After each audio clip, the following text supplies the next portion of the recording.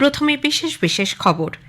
রাজ্যের 6টি বিধানসভা কেন্দ্রে আগামী বুধবারের উপনির্বাচনে ভোট গ্রহণের জন্য প্রচারাভিযান এখন তুঙ্গে। প্রচার শেষ হবে আগামীকাল সন্ধ্যায়। রাজ্যে ভোটার তালিকা সংশোধনের কাজ আগামী মঙ্গলবার শুরু হতে চলেছে। বীরভূমের সাঁইথিয়ায় এক সিভিক ভলান্টিয়ারের বাড়িতে বিস্ফোরণে একজনের মৃত্যু হয়েছে। হাওড়ার শালিমারে বিশেষ অভিযান চালিয়ে সিআইডি শিশু পাচার চক্র ফাঁস করেছে, গ্রেপ্তার 2 জন। চন্দননগরে আজ জগদ্ধাত্রী পুজোর মহানবমী। রাজ্যের অন্যত্র আজ একদিনে এই পুজো হয়। মণ্ডপে মণ্ডপে এখন দর্শনার্থীদের উপচে পড়া ভিড়। আইএসএল ফুটবলে মোহনবাগান সুপার জায়ান্ট ওড়িশা এফসির মুখোমুখি হয়েছে। আসছি বিস্তারিত খবরে। রাজ্যের 6টি বিধানসভা কেন্দ্রের উপনির্বাচনের প্রচারাভিযান এখন তুঙ্গে। বিভিন্ন রাজনৈতিক দলের নেতা নেত্রী ও প্রার্থীরা এখন ভোটারদের মন জয়ের চেষ্টা চালাচ্ছেন। প্রচার শেষ হবে আগামীকাল সন্ধ্যায়। বাঁকুড়ার তালডাংরার লক্ষ্মীসাগরে আজ দলীয় প্রার্থীর সমর্থনে নির্বাচনী প্রচারে যোগ দেন বিজেপি নেতা দিলীপ ঘোষ। রাজ্যের মুখ্যমন্ত্রী মহিলা হওয়া সত্ত্বেও ন্যায় বিচারের দাবিতে কেন মহিলাদের রাত জাগতে হচ্ছে সেই নিয়ে প্রশ্ন তোলেন তিনি। আলিপুরদুয়ারের মাদারিহাটের প্রধাননগর এলাকায় বিজেপি প্রার্থীর সমর্থনে আজ প্রচার সারেন দার্জিলিংয়ের সাংসদ রাজু বিস্তা। ভারতীয় ক্রিকেট দলের প্রাক্তন সদস্য ও বহরমপুরের সাংসদ ইউসুফ পাঠান আজ মাদারিহাট কেন্দ্রে তৃণমূল কংগ্রেস প্রার্থীর সমর্থনে বিন্নাগুড়িতে পথসভা করেন। পরে গয়েরকাটায় পদযাত্রায় অংশ নেন। বিন্নাগুড়ি এবং তেলিপাড়া চা বাগানে গিয়ে শ্রমিকদের সঙ্গে কথা বলে তাদের অভাব অভিযোগ শোনেন শাসক দলের প্রার্থী। মাদারিহাট কেন্দ্রের আরএসপি প্রার্থীও আজ প্রচারে অংশ নেন। কোচবিহারের সিতাই, আলিপুরদুয়ারের মাদারিহাট, উত্তর 24 পরগনার নৈহাটি ও হাড়োয়া, পশ্চিম মেদিনীপুরের মেদিনীপুর এবং বাঁকুড়ার তালডাংরা বিধানসভা কেন্দ্রের উপনির্বাচনে ভোট নেওয়া হবে 13ই নভেম্বর বুধবার। মোট ভোটদাতার সংখ্যা 15,22,056 জন। এর মধ্যে মেদিনীপুর, মাদারিহাট ও নৈহাটি কেন্দ্রে পুরুষদের থেকে মহিলা ভোটারের সংখ্যা বেশি। আগেই জানানো হয়েছে সুষ্ঠু ও শান্তিপূর্ণ নির্বাচন অনুষ্ঠিত করতে মোট 108 কোম্পানি কেন্দ্রীয় বাহিনী থাকছে। পাশাপাশি থাকছে সমসংখ্যক কুইক রেসপন্স টিম এবং রাজ্য পুলিশের সশস্ত্র বাহিনী। 100% বুথে থাকছে ওয়েবকাস্টিং এর ব্যবস্থা। এদিকে কোচবিহারের সিতাই কেন্দ্রে বামফ্রন্টের নির্বাচনী সভায় হামলার অভিযোগ উঠেছে তৃণমূল কংগ্রেসের বিরুদ্ধে। আজ দুপুরে চৌপথি এলাকায় সভা চলাকালীন শাসক দলের লোকজন মঞ্চে উঠে ভাঙচুর করে বলে অভিযোগ। চেয়ার ছুঁড়ে মেরে বাম সমর্থকদের ধাক্কা দিয়ে অনুষ্ঠান স্থল থেকে বের করে দেওয়া হয়, যদিও সব অভিযোগ অস্বীকার করেছে শাসক দল। সিতাই কেন্দ্রে উপনির্বাচনে সন্ত্রাসের আশঙ্কায় বিজেপি পুলিশ ও সাধারণ পর্যবেক্ষকের দ্বারস্থ হয়েছে। এক চিঠিতে প্রতিটি বুথে কেন্দ্রীয় বাহিনী মোতায়েনের পাশাপাশি ভোটারদের মধ্যে ভয় দূর করতে প্রয়োজনীয় ব্যবস্থা নেবার কথা বলা হয়েছে। অশান্তিপ্রবণ এলাকায় প্রতিনিয়ত মাইকিং এবং সোশ্যাল মিডিয়া বা সংবাদপত্র ও স্থানীয় টিভি চ্যানেলে যেন কোনোভাবেই অশান্তি ছড়ানো না হয় সেদিকে নজর দিতে বলা হয়েছে। ভোট পরবর্তী অশান্তি এড়াতে ফল ঘোষণার পর অন্তত 1 মাস ওইসব এলাকায় কেন্দ্রীয় বাহিনী রাখার অনুরোধ জানিয়েছেন তারা। প্রত্যেক মানুষ যেন শান্তিপূর্ণভাবে ভোট দিতে পারেন সেই ব্যবস্থা নেবার দাবি জানিয়েছে বিজেপি। আগামী 12ই নভেম্বর মঙ্গলবার থেকে রাজ্যে ভোটার তালিকা সংশোধনের কাজ শুরু হতে চলেছে। এর প্রেক্ষিতে রাজ্যের মুখ্য নির্বাচনী আধিকারিক ডক্টর আরিস আফতাব আগামীকাল স্বীকৃত রাজনৈতিক দলগুলির প্রতিনিধিদের সঙ্গে ভোটার তালিকায় সংশোধনী প্রক্রিয়া নিয়ে বৈঠক করবেন। নির্বাচন কমিশনের নির্দেশ, তালিকায় মৃত ভোটারের নাম যেন কোনোভাবেই না থাকে। পাশাপাশি একই ভোটারের নাম একাধিক জায়গার তালিকায় যাতে না উঠতে পারে সে বিষয়ে সতর্ক থাকার উপর গুরুত্ব দেওয়া হচ্ছে। উল্লেখ্য 2025 সালের 1 জানুয়ারি যাদের বয়স 18 বছর হবে তারাও ভোটার তালিকায় নাম তুলতে পারবেন। চূড়ান্ত ভোটার তালিকা প্রকাশিত হবে 5ই জানুয়ারি। সদস্য সংগ্রহ অভিযানের অঙ্গ হিসেবে বিজেপি আজ রাজ্যে বিশেষ সদস্যতা অভিযান দিবস পালন করে।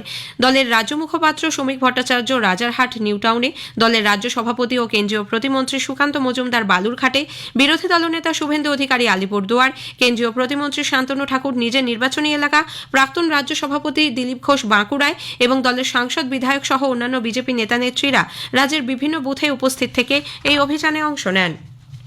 বেশ কিছু কর্মসূচি নিয়ে মুখ্যমন্ত্রী মমতা ব্যানার্জি উত্তরবঙ্গ যাচ্ছেন। আগামীকাল বাগডোগরা হয়ে রাতে তিনি দার্জিলিং পৌঁছবেন। মঙ্গলবার উন্নয়ন সহ একাধিক বিষয়ে জিটিএ সদস্য ও বিভিন্ন উন্নয়ন পর্ষদের চেয়ারম্যানদের সঙ্গে বৈঠক করবেন মুখ্যমন্ত্রী। উত্তর 24 পরগনার বসিরহাট মহকুমার বিভিন্ন এলাকায় সাধারণ মানুষ আবাস যোজনার ঘর নিয়ে দুর্নীতির অভিযোগ তুলেছেন। এই অভিযোগ খতিয়ে দেখতে জেলা শাসক শরৎ কুমার দ্বিবেদী সহ পুলিশ প্রশাসনের একটি দল সন্দেশখালী 1 ও 2 নম্বর ব্লকের বিভিন্ন এলাকার মানুষের সঙ্গে কথা বলেন।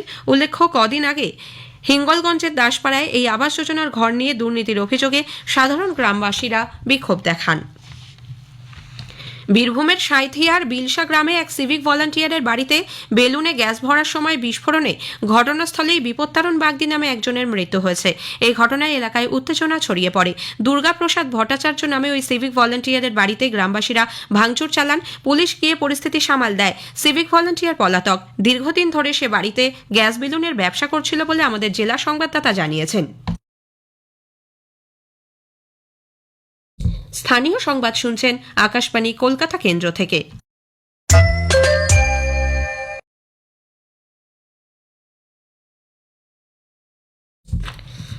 হাওড়ার শালিমার রেল স্টেশনের বাইরে বিশেষ অভিযান চালিয়ে সিআইডির একটি দল আন্তঃরাজ্য শিশু পাচারকারী চক্রের সঙ্গে যুক্ত দুজনকে গ্রেপ্তার করেছে।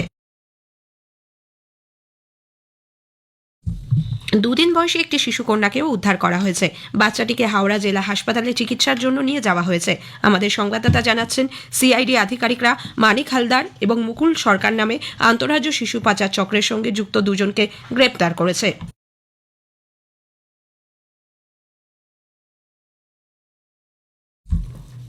শিয়ালদা বৈঠকখানা রোডে গত সন্ধ্যায় 5টি আগ্নেয়াস্ত্র ও 90 রাউন্ড গুলি উদ্ধারের ঘটনায় ধৃত মোহাম্মদ ইসরায়েল খানকে আজ ব্যাংশাল আদালতে তোলা হলে বিচারক তাকে 20 নভেম্বর পর্যন্ত এসটিএফ হেফাজতে পাঠিয়েছে। গত সন্ধ্যায় কলকাতা পুলিশের এসটিএফ তাকে গ্রেপ্তার করে। উত্তর 24 পরগনার গাইঘাটা রাংরাইলে ভারত বাংলাদেশ সীমান্তে বিএসএফ মাদক পাচারের চেষ্টা ব্যর্থ করে দুই পাচারকারীকে ইছামতি নদী থেকে উদ্ধার ও গ্রেপ্তার করেছে। 150টি ফেন্সিডিলের বোতল নদী থেকে এবং আরও 350টি বোতল উদ্ধার করা হয়েছে। চার পাচারকারীর মধ্যে দুজন প্রাণ বাঁচাতে ইছামতিতে ঝাঁপ দেয়। এক অভিযুক্ত পাচারকারী বিএসএফ ক্যাম্পে অসুস্থ হয়ে পড়লে তাকে হাসপাতালে পাঠানো হয়। সেখানেই বাবাই বারুই নামে ওই পাচারকারীর মৃত্যু হয়েছে। কোচবিহারের সাহেবগঞ্জ থানার ভারত বাংলাদেশ সীমান্তে বাংলাদেশের দুই মহিলা ভারতে ঢোকার চেষ্টা করলে বিএসএফ তাদের আটক করে পুলিশের হাতে তুলে দিয়েছে। বালাবাড়ি সীমান্ত দিয়ে বাংলাদেশের কুড়ি গ্রামের বাসিন্দা ওই দুই মহিলা ভারতে ঢোকার চেষ্টা করছিল বলে পুলিশ সূত্র উদ্ধৃত করে আমাদের সংবাদদাতা জানিয়েছেন। চন্দননগরের বিখ্যাত জগদ্ধাত্রী পুজোর আজ মহানবমী। বিকেল থেকে মণ্ডপে মণ্ডপে দর্শনার্থীদের উপচে পড়া ভিড়। আকর্ষণীয় আলোকসজ্জা, বিশালাকৃতি নয়নাভিরাম প্রতিমা ও বৈচিত্র্যপূর্ণ মণ্ডপ সজ্জা দেখতে বহু মানুষ চন্দননগরে ভিড় করেছেন। রয়েছে পর্যাপ্ত নিরাপত্তা ব্যবস্থা। কৃষ্ণনগরে দুদিনের জগদ্ধাত্রী পুজোর আজ সপ্তমী, অষ্টমী, নবমী একই সঙ্গে হচ্ছে। আমাদের জেলা সংবাদদাতার একটি প্রতিবেদন। জগদ্ধাত্রী পুজো উপলক্ষে নদিয়ার কৃষ্ণনগরে এখন জনজোয়ার। শহরের প্রবেশপথের সবকটি রাস্তাতে একেবারে জনস্রোত বইছে। 8 থেকে 80 সব বয়সের মানুষজন ঠাকুর দেখতে বেরিয়ে পড়েছেন। এখানকার বড় বাজেটের পুজোগুলিতে থিম নির্ভর মণ্ডপসজ্জা দর্শনার্থীদের মুগ্ধ করেছে। ধর্মীয় স্থান, ঐতিহাসিক স্থান, দেশ বিদেশের নানান দ্রষ্টব্য এখানে থিমে উঠে এসেছে। মহাকাল মন্দির, রাম মন্দির, আলপনা, ডমিনোস টাওয়ার প্রভৃতি বেশ কিছু পুজোর মণ্ডপসজ্জা নজর কাড়া। ক্লাব বারোয়ারি মিলিয়ে এখানে 125টির মতো পুজো অনুষ্ঠিত হচ্ছে। অন্যদিকে 40টি পারিবারিক পুজো হচ্ছে। এখানকার প্রাচীন পুজোগুলির মধ্যে বুড়িমা, ছোটমা, মালোপাড়া বারোয়ারির পুজো বিশেষ উল্লেখযোগ্য। অনুপম মদক, আকাশবাণী সংবাদ, কৃষ্ণনগর, নদিয়া। রাজ্যের অন্যত্র আজ একদিনেই জগদ্ধাত্রী পুজো। সর্বত্রই প্রতিমা দর্শনের জন্য বহু মানুষ মণ্ডপে সমবেত হয়েছেন।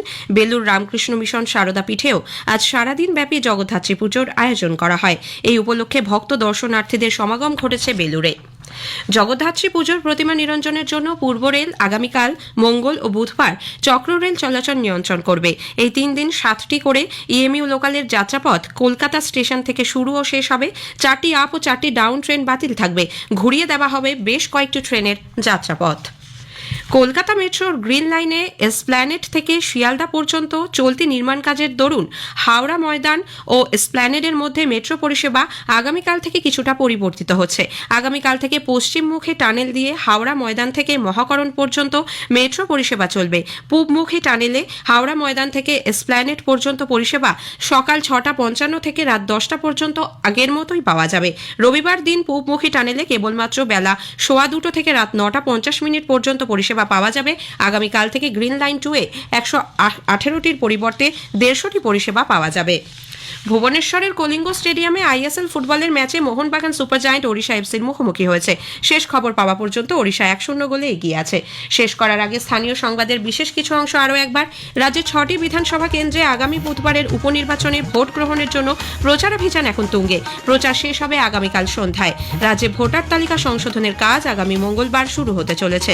স্থানীয় সংবাদ শেষ হলো।